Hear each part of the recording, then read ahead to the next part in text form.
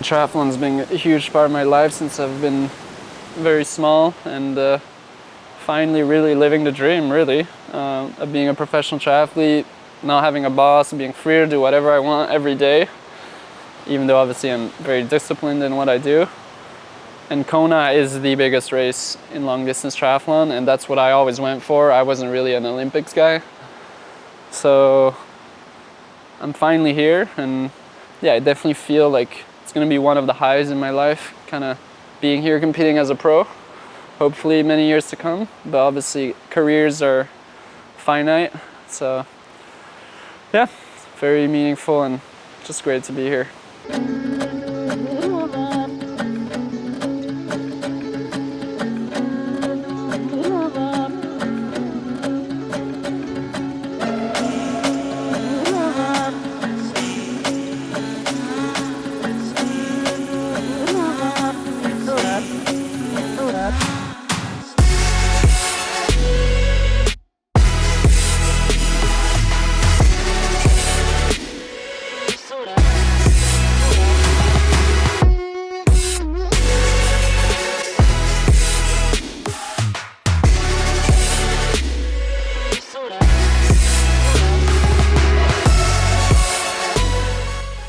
The purpose of the session is to get in a long session with the race intensity, both on the bike and run. Since it's a bit close to the race now, it's not the longest and most extreme thing, and we're not pushing the upper limits of what maybe could have been possible, and also just get the confidence and body running for the race.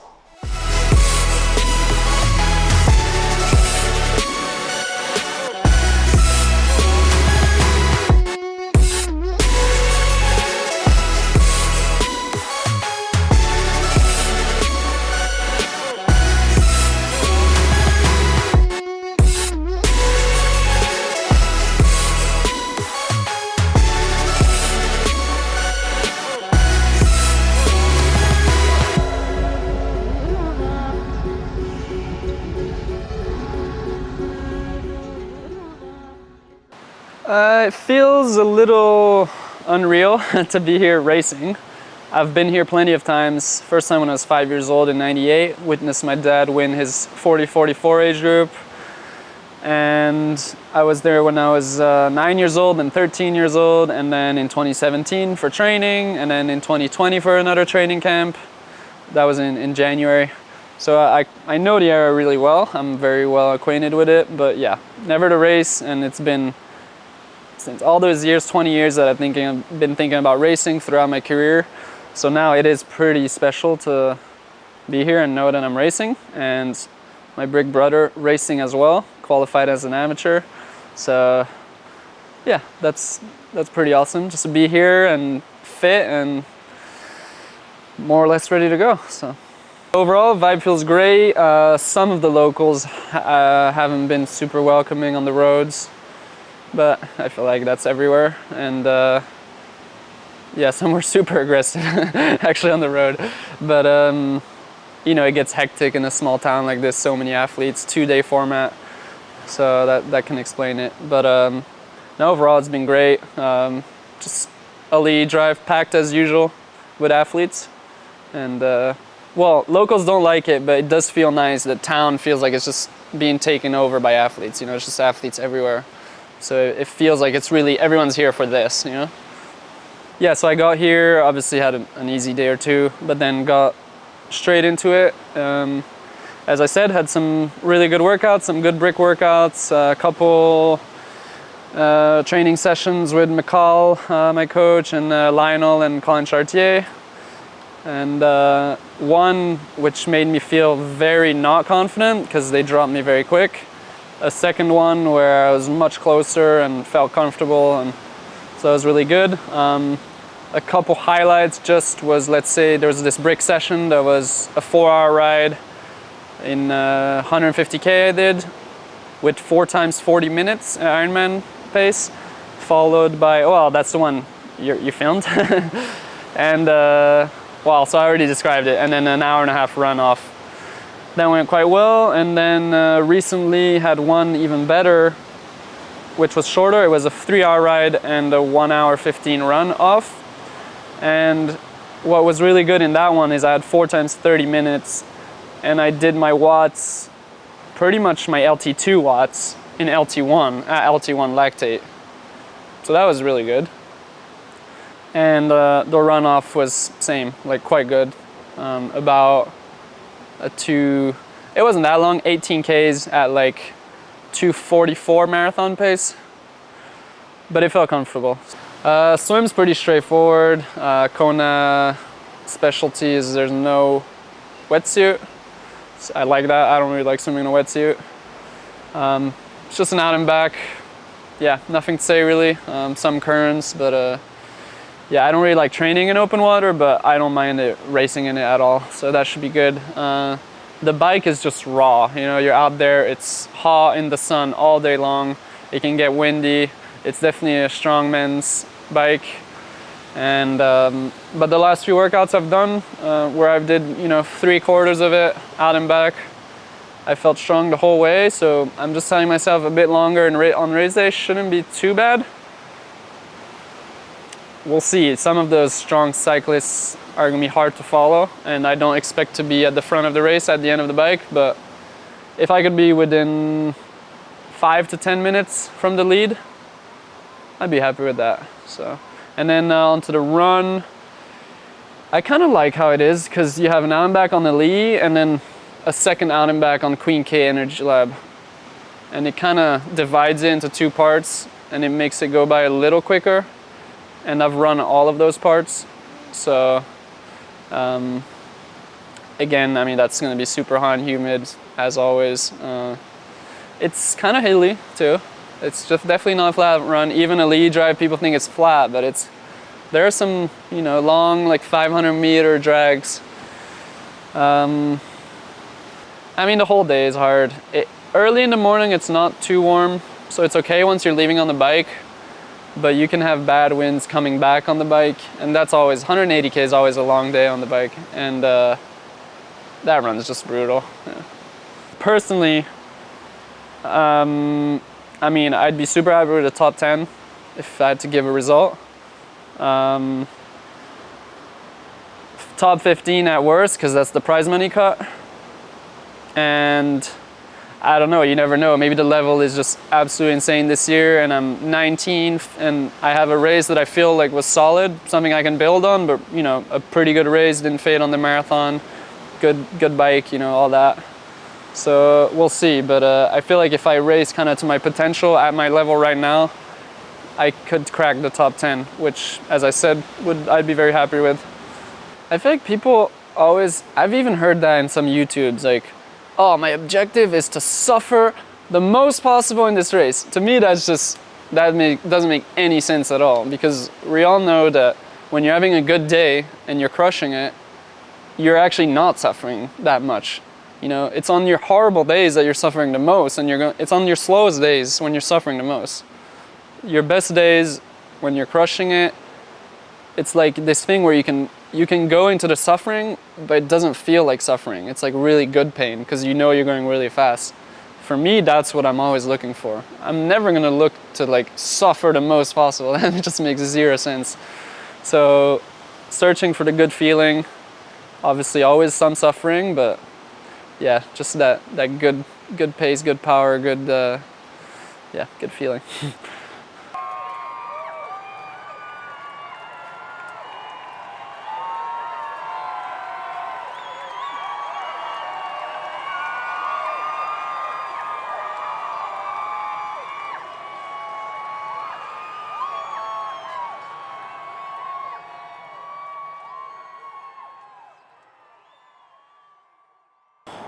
Race morning.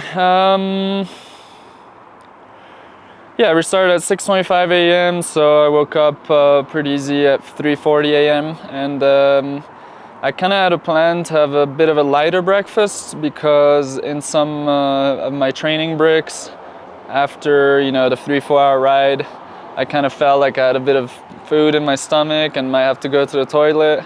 Got a few cramps on the runs. So I didn't want to have to do a toilet stop during the race. So I decided to go usually I've been eating, you know, a ton of bread, like just white bread with jam on race mornings. And here I just had one slice of bread with jam and then an Eversecond gel, and then was just sipping on sports drink for the next, you know, 2 hours till the race. So still getting good amount of carbs, but just not a ton of food. And yeah, it was easy. Just they have these shuttles on the Lee Drive that bring us to the race. So we were just waiting there. It's dark, obviously. My sister with all the Pro Fluids, all my Pro Fluid bottles. There's like 7 bottles in a bag. You have to bring those race morning. Got there kind of late, and there's this whole protocol where you have to walk all the way around the hotel, go through security screening, give the bottles, get your body marking, whatever. So it kind of takes a long time. I thought I was pretty much the last pro, but turns out Lionel was even behind me. But in the end, yeah, it was all fine. Got to transition, just put his stuff on my bike, Garmin on my bike, and pumped the tires and put my skin suit on, and that was it. Just go in the water and yeah, wait on the start line. Yeah, so we could go in the water, I think it was at 6:10, so the 15 minutes before the swim start. And what's particular with Kona is once you're in the water, you don't get out. You know, you're just there behind the surfer guys, body surfers, or no, on the, how do you call it? On their, yeah, just on their boards. And yeah, you just have a little 50, 75 meter area to warm up a little. Yeah, very minimal warm up, but then I lined up kind of on the center left of the start line. Was next to Tio and a couple other guys, and yeah, it's pretty tight. And I remember from all the past years, you got to be careful at the start because all the people on their boards, you know, kind of going back and forth in front of us. At one point, they just stand up like that, and then, you know, that's when you're within 10 seconds of the start. So you got to be sure that they don't just go in front of you, because obviously you got to swim around and can lose quite a bit of time at the start. So I was like right next to one, and yeah, had a good start. Wasn't really hitting many people, and I was well into the first group after 200, 300, 400 meters. Started losing a few positions within the group. I think I remember, yeah, Gustav coming by on my right, Christian on my left. And I was like, okay, I'm good. I mean, I could see the front guys were not too far ahead. I was well into that group. And then, I don't know, you know, these things happen very slowly. And I was just kind of moving very slightly over another 100, 200, 300 meters. And then I started being at the tail end of that group. And I remember feeling like my heart was pretty high and I was swimming quite hard. And I don't know, I mean, I'm still really kind of pissed about it, and it just happens, you know. They just kind of swam away. They were swimming barely faster, but I kind of had this idea that I didn't want to swim too hard. You know, I didn't want to go like threshold swim for an hour, you know. And I don't know, maybe I should have, I mean, I was swimming hard, so yeah, pretty disappointing when it happened, and was in the second group. But then after coming back, it was pretty easy. It was 1 minute 28, I think, from the first guy. So, you know, over an Ironman, it doesn't really matter, even though I really want to be in that first group, especially when there's 19 guys in there. I feel like I have to be in there, you know. Just kind of sets you up for a better day. And so I got out of the swim. I had my Compress Sport Aero socks in my T1 bag and my helmet. And as I take out my helmet, I don't know, there was one sock in the helmet and one was in the bag, and I lost a sock just on the run from the bag where you put your stuff on. And yeah, so I was there in the tent, like asking if a volunteer or someone saw my sock. So I lost a bit of time there, but I had to put the socks on because I didn't have any socks in my T2 bag. So obviously I wasn't gonna run a marathon in Alpha Flies without socks, or I couldn't have finished the marathon probably. But someone found the sock pretty quickly, I put them on, and yeah, I lost a bit of time. So I was towards the front of the group out of the swim, and I was pretty much last of my group out of transition. So I had to work pretty hard the first, 10, 20 Ks on the bike. I exited transition right behind Magnus, and he was motoring. He must have been putting easily like 380, 400 watts for a while there. And he just passed the whole group, and I was just trying to kind of catch up the 10 seconds that I had to the last guy, of the group. But I knew I had to go because there was the front group of 19 guys, and there was my group with like Patrick Langer and those guys, and it was another maybe 10 guys. That's where the race is. Behind me, it was Camworth, Skipper, another 3.5 minutes. So I really had to go there, go hard, and pretty much 17.3 watts for a while. Then we hit Queen K, and I'm still towards the back of the group. And at that point, it's still quite hard. I'm thinking this is kind of ridiculous. I'm kind of dangling off the back because, up over these hills, you have to kind of push really hard if you want to stay at 12 meters. And then when you hit an uphill after the downhill, well, you have to stop pedaling on the uphill, which is kind of stupid. So I was kind of drafting less, let's say, because at 12 meters you do have a draft effect, as everyone knows, but also smoothing out my effort and my watts in that process. And I kind of did that throughout Queen K. I started moving up spots in the group, just having less of that elastic effect. And then when Camworth, Skipper, Keenley, Leon Chevalier caught us at Kauai High right before the climb to Hawi, I knew that it was kind of crunch time, that I had to go. They started passing the whole group and went pretty hard up Hawi. So I decided, I really had to go and pushed quite hard for 15 minutes up the climb. A lot of guys got dropped, and I managed barely. Keenley was the last of the group there, of the guys that were kind of going away, and managed barely to hang on. And pretty much everyone else, the whole group got dropped, and only those strong guys that were catching up from the back stayed. And so made it with them. Then I was behind them with that strong group down Hawi, so that was pretty nice. I was checking the splits. We were going faster than quite a few of the guys in front on that downhill. But that was a big effort for me, and I wasn't really thinking I could sustain that all the way back to Kona.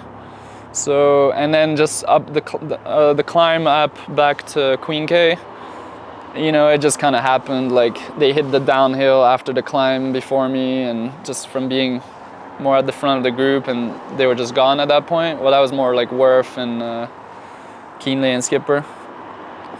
Then something I didn't really realize, but that was kind of a problem, because from there on I was pretty much alone the rest of the ride, when a lot of other guys were with groups. For example, T.O. was with, can't remember exactly, but a lot of those guys really had someone strong to ride with. And I was kind of alone, catching guys that couldn't really push anymore. I caught, Daniel back go. He had like some kind of hip issue and couldn't push really much anymore. And then Kyle Smith, who was completely dead. And Andy Dreitz was kind of, couldn't really push anymore at all. So, I wasn't riding, I was keeping decent watts, and I felt like I was riding well. But at the same time, just riding alone and some time going off the saddle, stretch the back and all, I still lost quite a bit of time to the leaders. But all in all, I was happy with the ride, probably as good as I could have done with the few months of training I had after my stomach thing. And but I feel like now every week or every 2 weeks I'm getting a bit better. So I wish Kona was even another month later. And got back to Kona, 4 hours 15. The Norwegians went 4:11, and they've been riding really well. So 4 minutes over 180K, and I was riding alone for last 60. I'd say that's not too bad. And went through T1, still felt good. I felt like my nutrition was solid on the bike. And, had plenty of gels and calories and water, obviously every single aid station. And so I felt like up to there I was in good position. I was in T2 about 13th. Started the run with Clément Mignon, who was really running quite fast, even though I heard he was injured and didn't run for 2 weeks before the race. But he had a really good run in the end, like 2:46 or something. And started well on the lead drive, so he passed me. I was like 14th or something. Did the whole out and back, was pretty much good. Up Palani, I remember seeing my dad he told me some splits. He was like, oh, 5 guys are about to catch you. I was like, ooh, 5. But then I was feeling good, so I literally told him like, oh, I'm still good. Like, I'm not worried about these guys. I still felt like I could accelerate quite a bit. And my plan the whole time was, do not, overdo it and finish strong, That's what I was thinking the entire marathon. And that's why I didn't start too fast the first 10, 15, 20K. And well, unfortunately, we'll see later, that's exactly what didn't happen. But I did everything I could. I felt like to have my nutrition, or to drink enough, and to have just to dial in my nutrition well. I ran with a bottle. I had a bottle of water at every single pro fluid aid station. So I took a new one. So I was constantly kind of taking sips of water. And yeah, Florian Anger was very slowly catching me. He caught me pretty much at Energy Lab. And then, yeah, it turns out Energy Lab kind of killed me. I think it's just a combination. You're late into the run. It's still a little hotter in there. And it's the steepest and most consistent uphill you have of the entire course. So there's 3 things together, running out of Energy Lab, kind of just can get it to you, Like in an Ironman, you're at your limit, and that's why so often people kind of slow down a lot in that spot. And unfortunately, it happened to me. So as I hit Queen K with 12K to go, I knew I was pretty much done. I had this thing behind my brain, like behind my head. It was just telling me to stop running. I don't know. I felt pretty horrible. So I had to do some walk stops. I checked my Garmin. I had 6 minutes of walking in the last 12K. And then when I was running, it was like a 7-minute pace or something like that. So not too bad. It's not like I was running 10-minute pace, but the walk stops obviously make you lose a lot. So unfortunately then I went from 14th to 20th in the last 12K, lost no more prize money because prize money was top 15. And so that was quite disappointing because especially with, I was thinking the whole race, okay, this last 12K, that's where you can really actually catch some people because everyone's slowing down. And I'm the guy who slowed down the most, or one of the guys. I mean, I caught some guys around 10, 15K that ended up finishing, that were inside the top 10 after the bike, that finished, 25th or something. But yeah, I was among the guys that slowed down the most in that part. That's one of the reasons why I want to do Ironman Cozumel, and I am doing it in 5 weeks, because I want to, just finish a marathon good in an Ironman, and dial in that nutrition as well. I felt like it was dialed in Ironman France. I had no problem nutrition-wise. It was more muscular at Ironman France, and here it was a bit the opposite. My legs felt more or less okay, and yeah, clearly I wasn't absorbing the carbs anymore, probably by lack of fluids. So really hoping in Cozumel that I can nail that. And yeah, I mean, I would have been happy if I was finished top 15. That would have been, a pretty solid race for me. To lose those 6 spots at the end kind of makes me disappointed about the race. But yeah. Thank you for watching this video, and if you could subscribe to my channel, Rudy Von Berg Racing, that would be really great. The more subscribers I get, obviously, the more it can help out the channel and get more views and motivate me and sponsors as well, to fund some videos. And yeah, so like and subscribe, that'd be awesome. Thank you very much.